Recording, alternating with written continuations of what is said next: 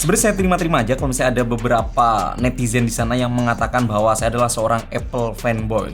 Bukan karena saya adu argumen, karena memang saya sendiri itu menggunakan Apple ecosystem. Saya menggunakan laptop MacBook, menggunakan iPhone, serta menggunakan AirPods juga, Apple Watch juga.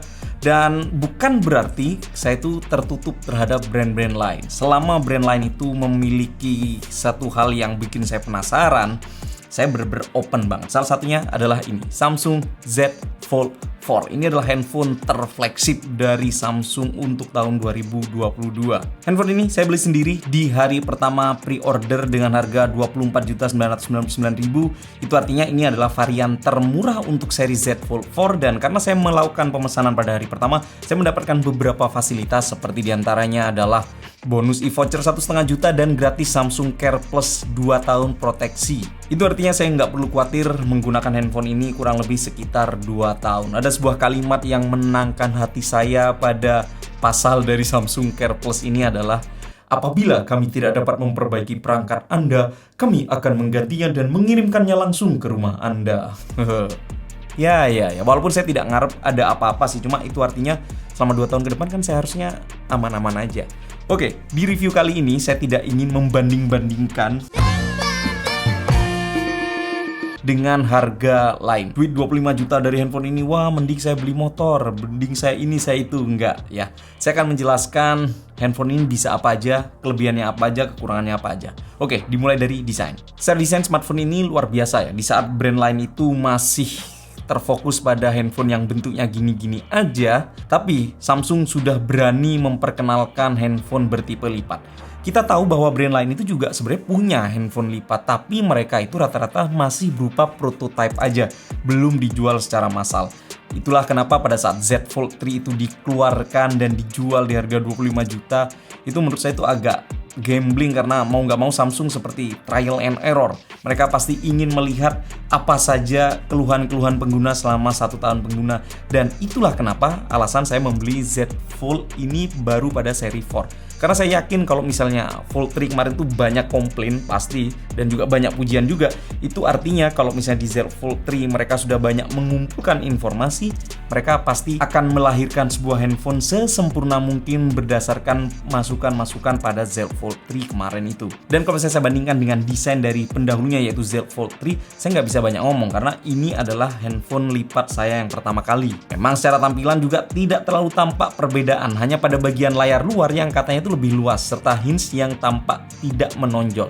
Di luar itu sih perbedaan terdapat pada bagian dalamnya saja. Nanti saya akan bahas bagian dalamnya itu apa saja. Yang jelas yang saya rasakan adalah bagian lebar dari handphone ini, kalau misalnya diposisikan tertutup seperti ini lebih tipis dibandingkan dengan handphone lain. Dibandingkan dengan iPhone 14, 14 Pro, 13 atau handphone Android lain, bagian posisi seperti gini ini dari Fold itu benar-benar tipis banget. Hal positif yang saya rasakan pada posisi seperti ini adalah ini benar-benar nyaman banget di genggam tangan seperti ini. Yes, seperti ini nih enak banget. Walaupun kita tahu dia punya ketebalan yang nggak tipis sih. Kalau misalnya diposisikan seperti ini, kerasa tebalnya dan bobotnya juga lumayan. Dia berada di angka sekitar 300 gram dibandingkan dengan handphone lain yang berada di angka 200 gram. Memang posisi seperti ini akhirnya membuat saya itu memiliki kebiasaan baru. Saya nggak pernah ngantongin handphone ini, tapi saya langsung masukkan ke dalam tas, antara ke sling bag atau ke tas ransel saya.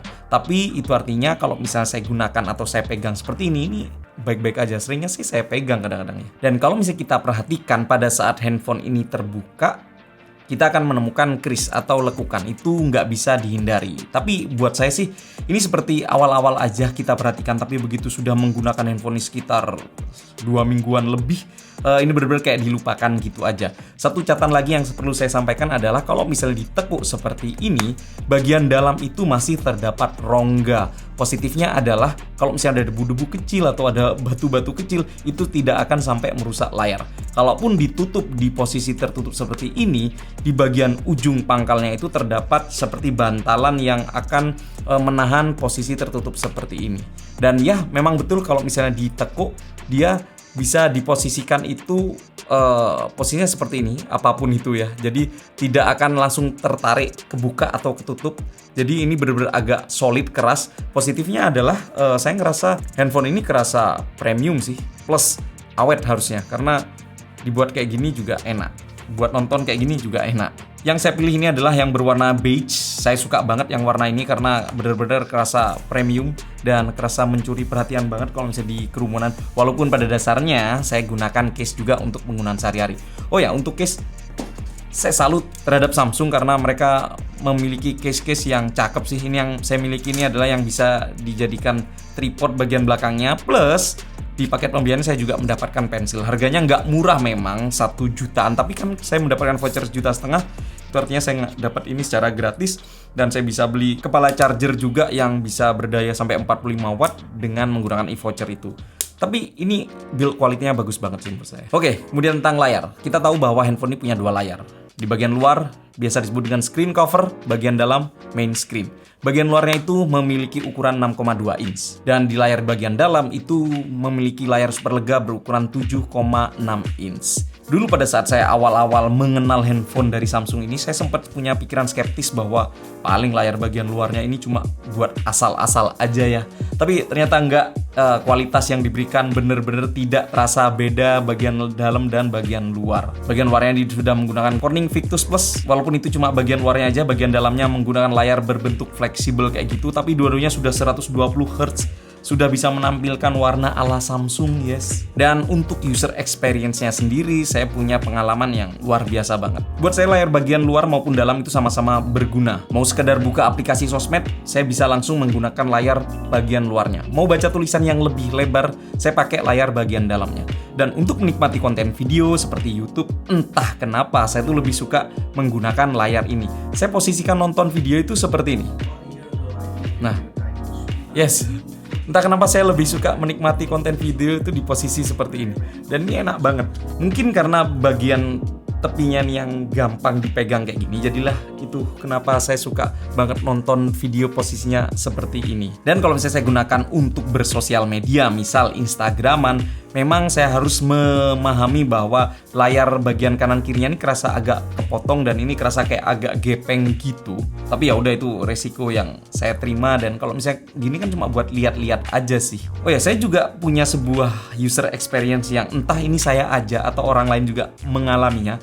Kalau misalnya handphone biasa ya, kalau misalnya layarnya kotor kan bagian sini kan, itu kita tinggal bersihin pakai kaos kayak gini atau ngambil lap kayak gini.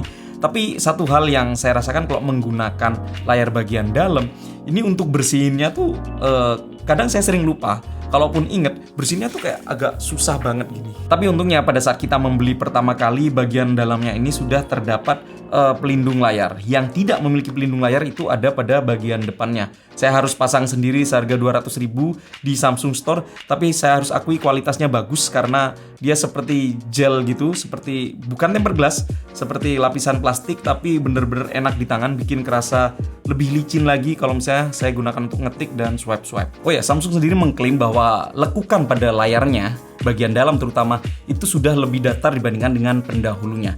Dan saya harus setuju karena buat saya sendiri memang ini tampak sedikit kelihatan. Atau awal saja saya memperhatikan bahwa dia punya lekukan, tapi lama-lama juga nggak saya perhatiin. Itu sebenarnya mirip banget user experience-nya dengan iPhone 14 Pro tompelnya ini atau Dynamic Island. Ini awal-awal tuh saya perhatikan kayak dikit-dikit saya lihat, tapi lama-lama udah cuek-cuek aja. Saya tahu ada di situ dan udah biarin aja, nggak peduli gitu. Oh ya, nantikan video review saya tentang iPhone 14 Pro ini di channel saya ini.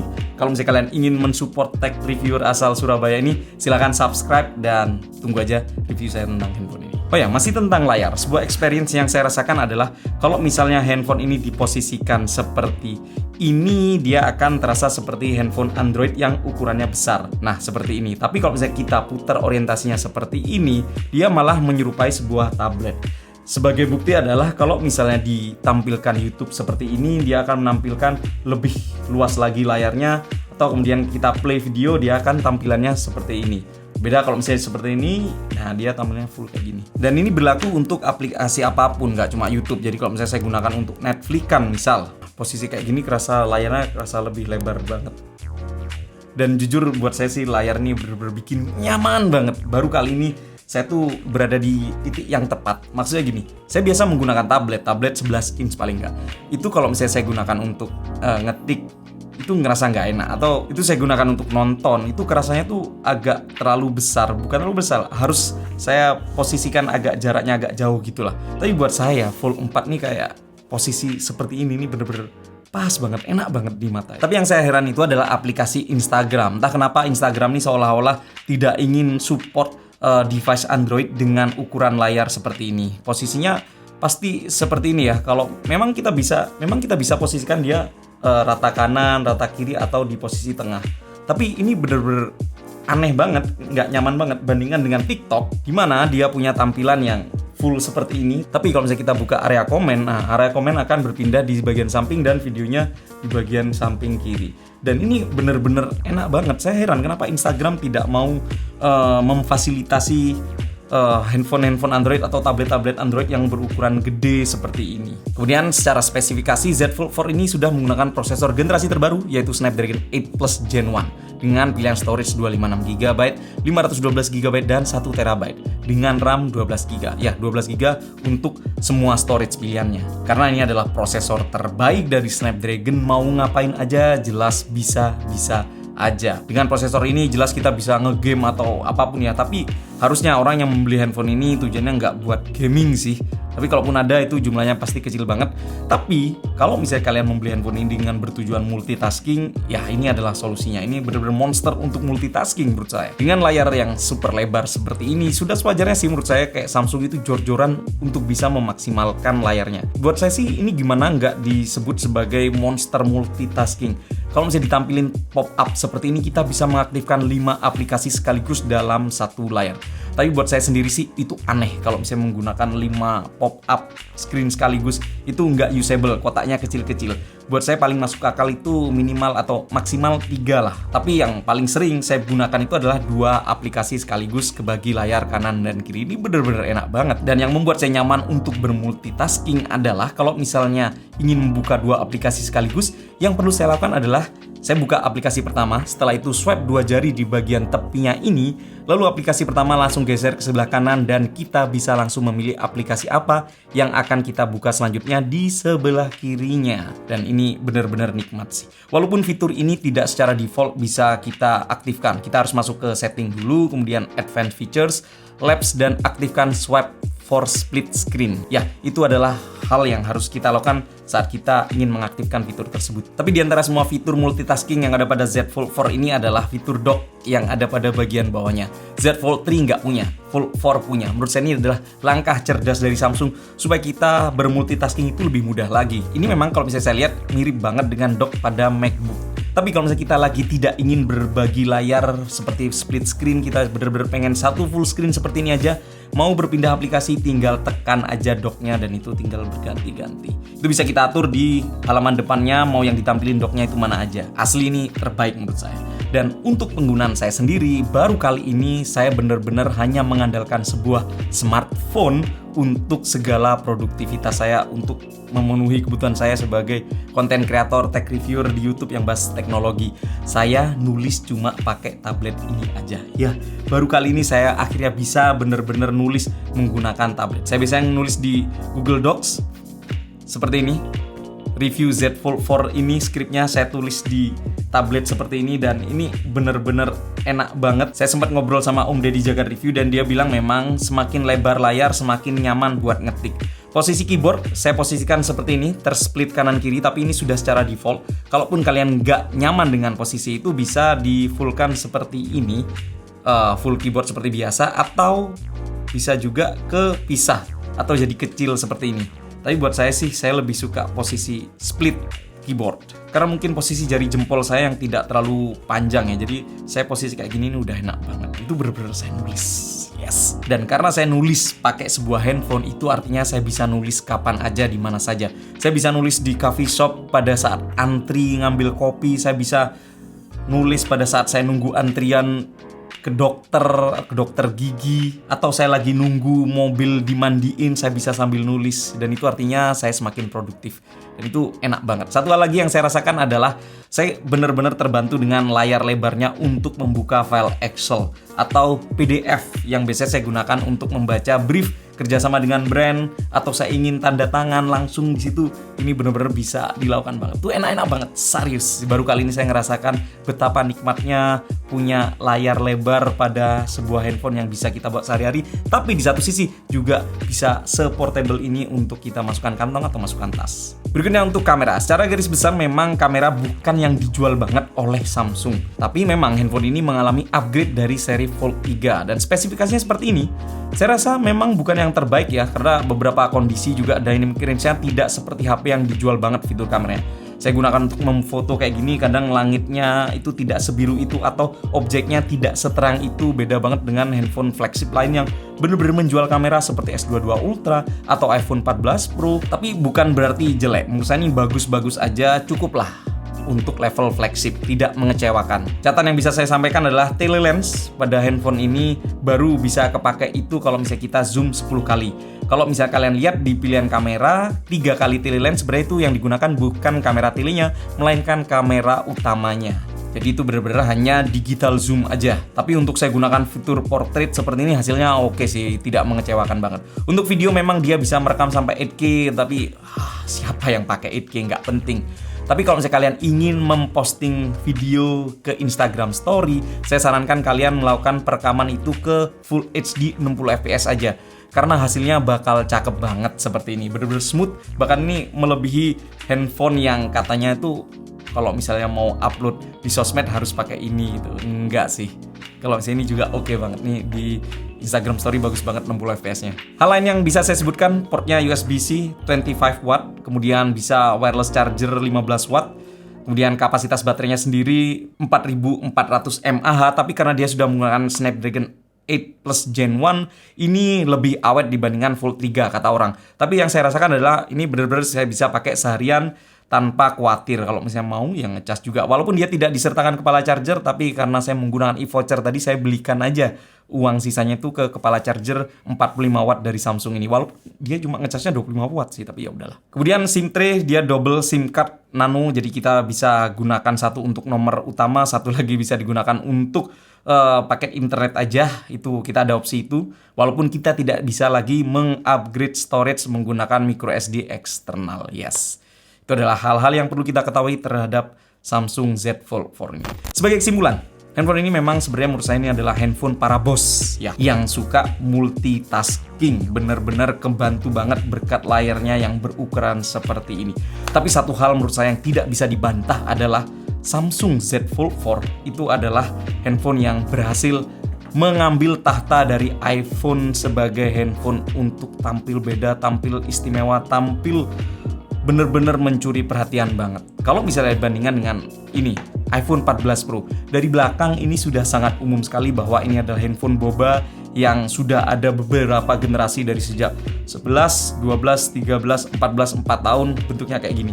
Tapi kalau misalnya kita di kerumunan kemudian menggunakan handphone ini lalu kemudian kita buka seperti ini bener-bener kelihatan kerasa keren banget dan mencuri perhatian banget. Jadi selain fungsi atau fitur-fitur yang ditawarkan, buat saya Samsung Z Fold 4 adalah handphone buat kalian yang tampak ingin outstanding, tampak ingin berbeda di kerumunan sana. Jadi buat saya handphone ini kadang jadi HP, kadang jadi komputer, kadang memang buat flexing aja seperti ini. Well, itulah video kali ini. Terima kasih sudah menyaksikan sampai selesai. Jangan lupa like, share, dan subscribe kalau misalnya kalian ingin mendukung channel ini terus berkembang. Saya Bro Kumar pamit, sampai jumpa di video selanjutnya. Bye-bye.